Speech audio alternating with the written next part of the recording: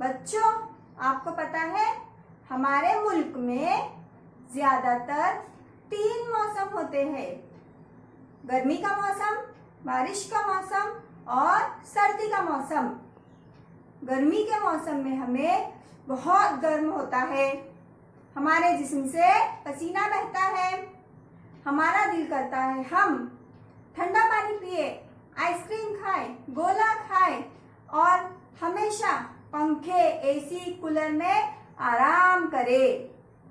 गर्मी के बाद आता है बारिश का मौसम, और जब बारिश का मौसम आता है तो हम छतरी का इस्तेमाल करते हैं, रेनकोट पहनते हैं। बारिश के बाद आता है सर्दी का मौसम, और सर्दी के मौसम में बहुत ठंड लगती है और हम ठंड से बचने के लिए स्वेटर पहनते हैं, जैकेट पहनते हैं, टोपी और मफलर इस्तेमाल करते हैं। तो बच्चों, आज हम हमारी दुआम जमात की 12वीं नज्म सर्दी का गीत पढ़ेंगे।